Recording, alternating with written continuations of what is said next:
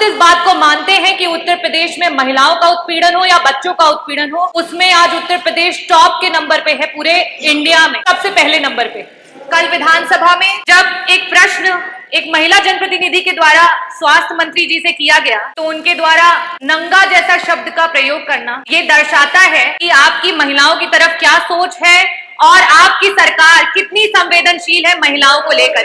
और मुझे बोलने में भी कोई संकोच नहीं है कि महिला संबंधी अपराध से जुड़े हुए ज्यादातर मामलों में समाजवादी पार्टी से डायरेक्ट या इनडायरेक्ट जुड़े हुए लोग उसमें इन्वॉल्व पाए जाते हैं। हम समाजवादी हैं, हम संविधानवादी हैं। आपकी झूठ को तेज आवाज में बोलने पे हम डरने वाले नहीं हैं। हम आंदोलन करेंगे।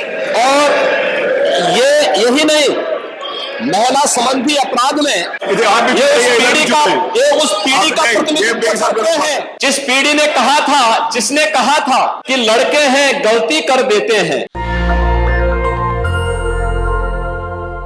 मेरा प्रश्न मुख्यमंत्री जी से था कि उत्तर प्रदेश में आए दिन महिलाओं और बच्चों का यौन शोषण बढ़ता जा रहा है, उसके दर को रोकने के लिए और उनकी मदद करने के लिए सरकार ने क्या कोई योजना बनाई है? मुख्यमंत्री जी, मैं आभार व्यक्त करना चाहूंगी कि आपने जवाब में लिखा कि हाँ, दर बढ़ता जा रहा है।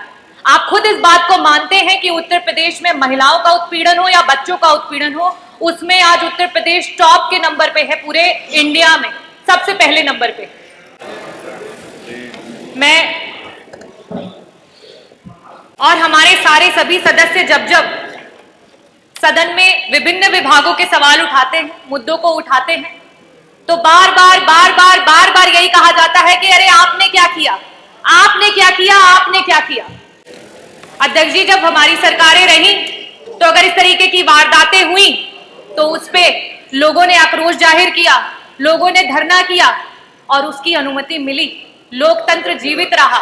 आज ये स्थिति हो चुकी है कि आप स्वयं इस बात पे हामी भर रहे हैं कि एनसीआरबी के आंकड़े बढ़ते चले जा रहे हैं, लेकिन लोगों की आवाजों को बंद कर दिया जा रहा है। कल विधानसभा में जब एक प्रश्न एक महिला जनप्रतिनिधि के द्वारा स्वास्थ्य मंत्री जी से किया गया, तो उनके द्वारा नंगा जैसा शब्द का प्रयोग करना ये दर्शाता है कि आपकी महिलाओं की तरफ क्या सोच है और आपकी सरकार कितनी संवेदनशील है महिलाओं को लेकर। अध्यक्ष जी, हम समाजवादी हैं, हम संविधानवादी हैं। आपकी झूठ को तेज आवाज में बोलने पे हम डरने वाले नहीं हैं। हम आंदोलन करेंगे।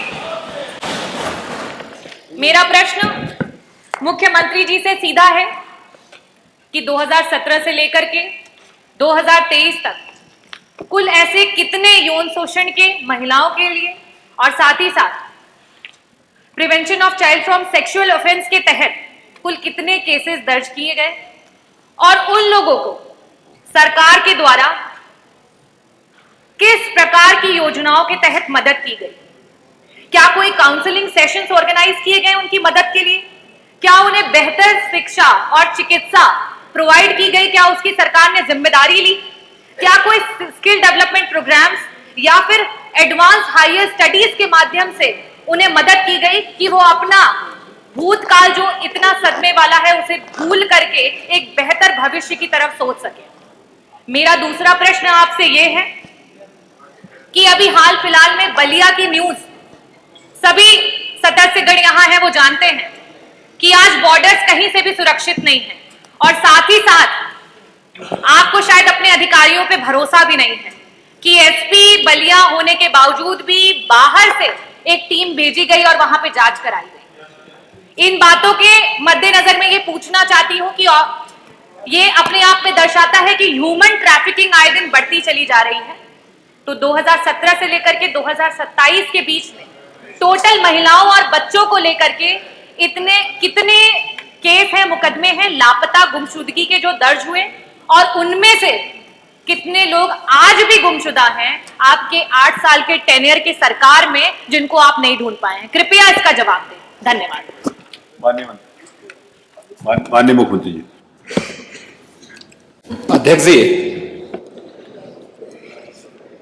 माननीय सदस्य ने एक बहुत महत्वपूर्ण मुद्दे की ओर सदन का ध्यान आकर्षित किया है और वास्तविक तथ्य इस माननीय सदन के समक्ष आने चाहिए। महिला और बाल सुरक्षा और खासतौर पर सेक्सुअल हैरेसमेंट से जुड़े हुए जो मुद्दे होते हैं वह केवल बाहर से ही नहीं होते हैं। इसके दोनों तरीके हैं, घर के अंदर भी और घर के बाहर भी। और इसलिए इन दोनों मुद्दों को ध्यान में रख करके सरकार ने इस दिशा में जो ठोस कदम उठाए हैं वह इस सदन के सभी माननीय सदस्यों के संज्ञान में बहुत आवश्यक हैं। अगर मैं महिला संबंधी अपराध को, जिसमें घरेलू हिंसा से जुड़ी हुई जो या सेक्सुअल हैरेसमेंट से जुड़ी हुई जो मामले होते हैं, इन सब की तुलना करूं तो सबसे पहले माननीय सदस्य को मैं इस बात के बारे में अवगत करा दूं कि 2016 की तुलना में दहेज जैसी घटना के बारे में देखें तो 2016 की तुलना में 2016 में कुल घटनाएं घटित हुई थी, उनकी तुलना में 23-24 के बीच में लगभग 17.5% की कमी घटनाओं में आई है। बलात्कार की घटनाओं में 2016 की तुलना में अगर 23-24 में हम उसकी तुलना करें, इसमें 25.30% की कमी दिखाई गई है।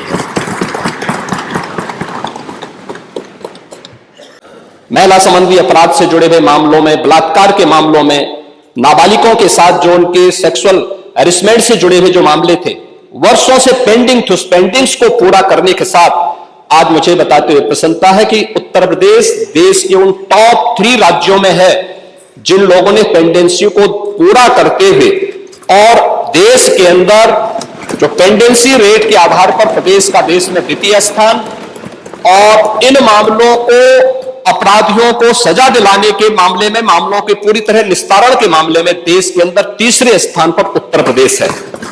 यह सरकार महिला सुरक्षा के प्रति पूरी तरह गंभीर है और उस गंभीरता का परिणाम ही है कि प्रदेश के अंदर इस सरकार ने आने के बाद सबसे पहले शोधों पर लगाम कसने के लिए जो कार्रवाई की एंटी रोमियो स्क्वाड का गठन, उसका एक उदाहरण है।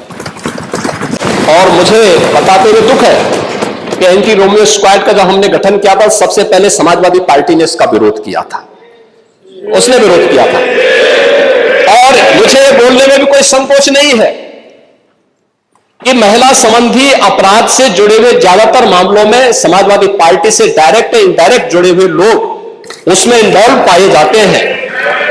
और यही नहीं, महिला संबंधी अपराध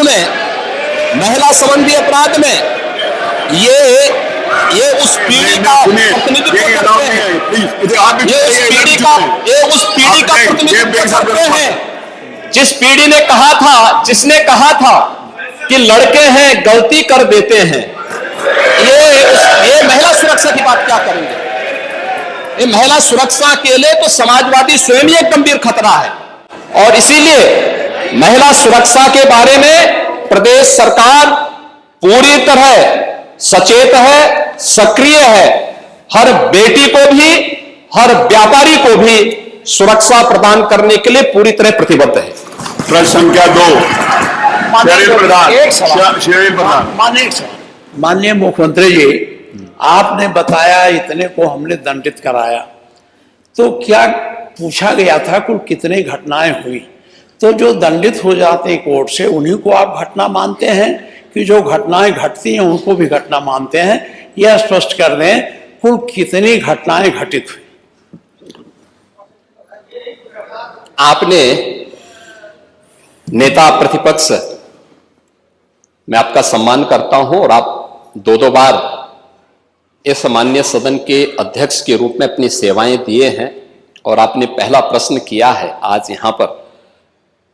पहले तो आपके चयन के लिए मैं आपको बधाई देता हूं। ठीक है, अलग विषय है कि आपने चचा को गच्चा दे ही दिया। चचा बेचारा हमेशा ही ऐसे ही मार खाता है, उनकी नियति ही ऐसी है, क्योंकि भतीजा हमेशा भयभीत रहता है। नेशनल दस्तक की आपसे गुजारिश है कि अगर इसको बचाना चाहते हैं तो नेशनल दस्तक को सब्सक्राइब करने के लिए रेड कलर के सब्सक्राइब बटन को दबाएं, फिर बेल आइकन की घंटी दबाएं। नेशनल दस्तक को बचाने के लिए बहुत जरूरी है कि हर खबर को शेयर करें, लाइक करें, कमेंट जरूर करें।